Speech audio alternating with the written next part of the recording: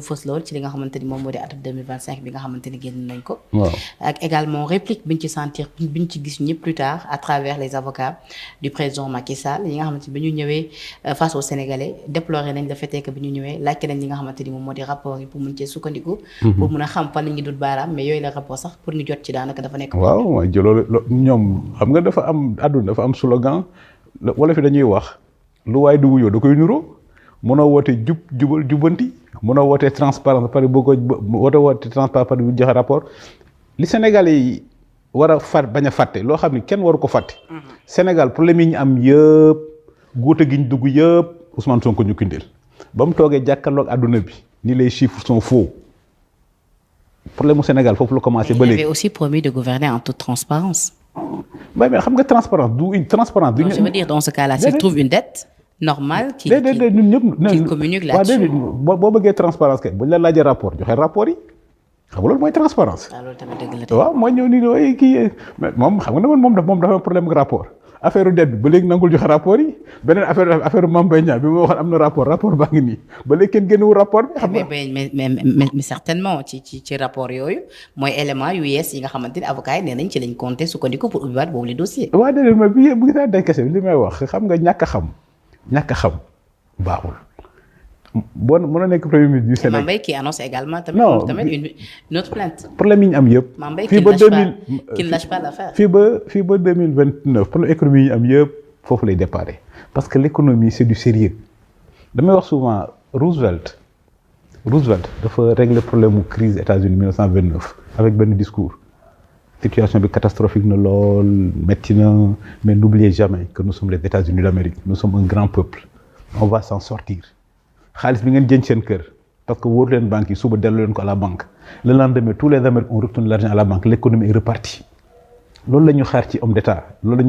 la ñu xaar ci leader Mahathir noonu la def ba développer Malaisie bi mu ñëwee Malaisie da leen xas li leen woy nous sommes des Malais et des musulmans en 1965 ñu dàq Singapour parce que ñoom ay chinois lañ ay ndóol lañ ngeen gëm ni ay jullit ngeen seen religion moo gën ci religion yi mais tey ji bu ngeen xoolee yéen Malais yéen a gën a ndóol fouettez l'orgueil des Malais fouettez seen orgueil yi en 20 ans la Malaisie a émergé Deng Xiaoping bi mu ñëwee Deng Xiaoping ces politiques ont sorti 800 millions de Chinois de la pauvreté da leen gëmloo oui on a été victime de la colonisation on a été victime des traités inéquitables on a été victime d'un siècle d'humiliation maintenant pour loolu bañ a amaat on a compris que le débat la force le racisme là il est économique donc il faut qu'on s'en assure dans l'économie et Deng Xiaoping a fait émerger la Chine donc dans l'histoire da ngay gis nit koo xam ni day jouer un rôle positif dans l'histoire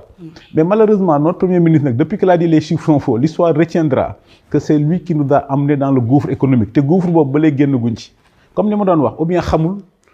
ou bien dafa xamul dara ou bien il est incompétent. d'accord ci beneen point bi nga xamante ni également tamit le président wax na ci ñeen li nga xamante ni moom moo di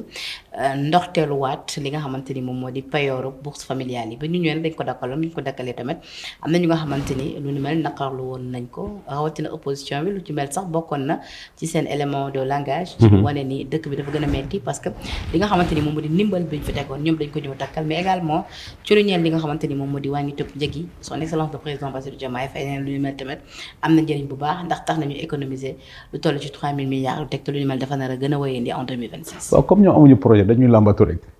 li may wax c'est-à-dire que ñoom bu doon xarañ nañ dëkk loolu la dëkk li tax mu jëm kanam loolu la bu alternance amee évidemment c'est un changement de régime c'est pas un changement d'état c'est un changement de régime c'est pas un changement l'état est une continuité bu alternance amee sur le plan économique fa waa ji tegoon baaraamam ngay continuer comme ñoom amuñ projet xamuñ fuñ jëm nañ jëlaat projet Macky Sall yi di bourse familiale dañ ko dagoon di commencé woon nañ ko déggoo Diomaye tey lu mu waxul PUMA waxul PUDC waxul les gens qui font les routes là nu mu tudd y a PUMA PUDC ak les gens qui font les pavages là di wax na ko voilà ñu viennent de retrouver la raison parce que aussi nihilisme baaxul comme ñoom dañuy làmbatu xamuñ fuñ jëm dañoo mel ni Christophe Colomb bi muy dem Inde terre Amérique ñoom foofu ñoom noonu lañ mel dañuy làmbatu xamuñ fuñ jëm donc nañ continuer li waaj doon def. j'en profite pour leur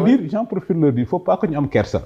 comme ñoom posé wuñ première pierre inauguré wuñ dara projet yi fi bàyyi Macky Sall bàyyi woon ay hôpital principal hôpital Le Dantec ak yeneen yi mais boo paree dañ ko inauguré loolu gàcce nekku ci amul kersa parce que bu ñu ko deful Macky Sall day ñëwaat 2029 rek inauguré ko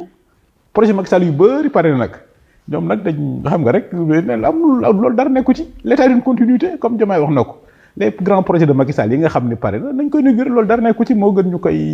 hôpitaux yu bëri pare na mais nañ ko inauguré. Parlons des hôpitaux également ci wàllu santé bi président annoncé na ni dañu gën a jëmalaat ay maternité également lu toll ci 34 postes de santé ay ambulances également médicalisées ci at bi nga xamante ni en tout cas ñi ngi ko dëgmal ak yeneen at ci topp tamit nu mel fas yéene nañ koo amalaat ngir gën a mën a tamit ñoŋal ba tey li nga xamante ni moom moo di wàllub paj bi wàllub santé bi fii ci réew Sénégal rawatina ci atum 2026 bi. non problème bi ñaam c'est très intéressant le président li mu def nii c'est comme une déclaration de politique générale on a un président qui parle comme un premier ministre et un premier ministre qui se comporte comme un président tu vois la confusion c'est ça le problème du Sénégal le président parle comme un premier ministre parce que li mu def déclaration de politique générale la ça c'est des détails ce qu'on attend d'un président c'est comme Moïse sur la montagne yonent Yàlla Moussa bi mu jéggee géeju Baxru Xalsum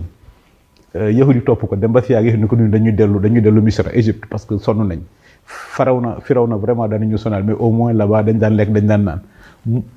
yonent Yàlla Moussa dafa yéeg ci montagne bi wan leen benn terre ne leen voilà la terre promise le rêve fële lañ jëm yahudi toppaat ko ñu dem donc c'est ce qu'on attend d'un président boo gisee Macky Sall dafa waxoon Sénégalais yi nous sommes en train de quitter l'indigence pour aller vers l'émergence xam nga loolu leer na indigence vers émergence boo xoolee gaaru Thiaroye maquette Thiaroye bi ni meloon moom mu def ko terre mu def ko terre nga gis car rapide ni meloon mu indi BRT loolu mooy indigence vers l'émergence xam nga loolu boo ko waxee ni Sénégalais dañoo sommes indigents dañoo ndóol mais on va aller vers la prospérité nit ñi xam nañ fi nga jëm mais ñi nag président ay ambulance ak demee ce qu'on attend d'un président c'est qu'il nous montre une vision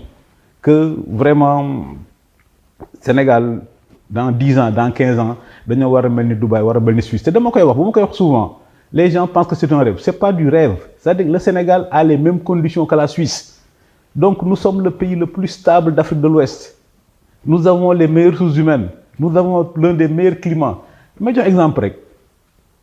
la Suisse est un pays qui s'enrichit grâce au pétrole et la Suisse n'a aucune goutte de pétrole la Suisse s'enrichit grâce au commerce maritime penda xam nga Suisse amul géej et presque toutes les grandes compagnies maritimes au monde Suisse lañ basé wu Sénégal loolu la war a def c'est-à-dire nous avons un bon climat nous sommes un pays stable sur le plan géopolitique nous sommes en face de l'Europe nous sommes en face de l'Amérique ak quelque chose foofu la ñu war a def nous on doit attirer tous les investissements en Afrique de l'Ouest gisoo Côte d'Ivoire ni ñu rawee mais Côte d'Ivoire am na Sénégal am loo xam ne Côte d'Ivoire mu ko la question de succession de Ouattara elle n'est pas encore ouverte mais ñun te amatuñ problème boobu amuñ problème mu démocratie amuñ problème mu liberté on a tout maintenant li ñu manqué rek mooy li may wax la vision la vision nag mooy wax Diomaye il faut qu'il ait le sens de la grandeur pas mu nekk dans les détails la gestion quotidienne ak yu demee noonu le problème c'est pas de baisser les prix le problème c'est de créer la richesse kilo ceeb boo ko doon jaayee 50 francs bu nit ñi doole duñ ko jënd c'est ça le problème c'est pas du rôle de l'État de créer des emplois l'État doit créer le cadre pour que les Sénégalais puissent s'enrichir maintenant nag ñoom leur ambition c'est d'appauvrir les Sénégalais les gens de Pastef sont très sincères hein ils veulent démocratiser la pauvreté ils veulent l'égalité dans la pauvreté ils peuvent pas faire ça parce que si ils ont commencé pour l'égalité dans la pauvreté l'égalité dans la pauvreté c'est appauvrir les riches xam nga mooy c'est une vision claire l'égalité dans la pauvreté c'est appauvrir les riches mais Pastef dëkk bi ku fi am dara ñu na ngaa sàcc ku fi doon bu rafet ñu na nga ko sàcc ce qui fait que booy dootuñu am émulation kenn bëgguñ lu baax. yow jiñaguñ la sàcc j'espère. yow jiñaguñ la sàcc j'espère. non yow wax nañ ko wax nañ sama kër gi mais nag yow dañoo xamul fii ma dëkk nii maa ngi fi dëkk depuis 2011 à la limite moi l'État m'a appauvri comme je le dis mais à la limite bi ma nekkee au gouvernement j'ai dénoncé l'appauvrissement illicite servir l'État est un appauvrissement illicite c'est-à-dire que loolu mooy sax jëmal dëkk kanam. xoolal Côte d'Ivoire ni ñu rawee la Côte d'Ivoire nous a déclassés. D'accord. Les deux poumons de l'Afrique de l'Ouest sur le plan économique c'était le Sénégal et la Côte d'Ivoire li may def ni 2025 il faut que Sénégal def ko seen bopp 2025 ci Ousmane Sonko ak Diomaye ci la ñu Guinée yàpp D'accord. ci la ñu Guinée yàpp ci la ñu Guinée dab donc mon ami Tahirou Sarr là qui classe souvent les Guinéens il faut qu'il revise sa pensée parce que Guinée dab nañu. D'accord ci beneen point bi tamit bu nga xamante ni bëgg naa ci am sa gis-gis son excellence le président Bassirou Diomaye Diakhar Faye ci muy wax ci wàllu mbay bi tamit nee na mbayu ren bi mbay bu baax la loolee la wax ba noppi itamit annoncé na li nga xamante ni loolee nañ ci fas yéene gën a taxawu ngir gën a mën a gën koo mën a jëmmal mais également fàttali na li nga xamante ni moom moo di distribution wu engrais bi ci nu muy amee ci lu ñeel également li nga xamante ni moom moo di relance Sonacos tamit wax na ko ni tamit lu nu mel dinañ ko poursuivre ba en 2026 mbay bi baax na. mais Penda xam nga moom la ñuy wax Potemkin dafa amoon Catherine II bu nekkee la grande Catherine la reine de Russie là. dafa woon benn kii bu tudd Potemkin moom la ñuy wax les villages Potemkin xam nga Potemkin lu mu doon def chaque fois que la reine devait se déplacer Potemkin day dem créer des villages fictifs avec des gens heureux qui applaudissent comme ça bu la reine jaaree rek ni ah oui vraiment les Russes sont contents ça se développe. Le ministre de l'agriculture loolu lay def il faut que le président de la République vérifie les chiffres de l'agriculture parce que nous sommes des journalistes. Ce que les chiffres que le président donne avec le terrain, ce qu'on entend sur le terrain, ce que les paysans disent, mais c'est différent. Mais la vérité, c'est le terrain. La vérité, c'est pas les chiffres officiels. La vérité, c'est le terrain. Mais affaire campagne arachidière, ñëpp xam nañ ni doxul. Boo déglee rajo yi suba ngoon baykat yi ñu ngi jooytu. Mais donc, qu'est-ce qui fait la différence entre les chiffres sur le terrain, baykat yi Saloum yi waa Bawol bassin arachidier ñëpp di jooytu. Les campagnes agricoles baaxul le ministre donne des chiffres yoo xam ni ce sont des chiffres mirobolants entre les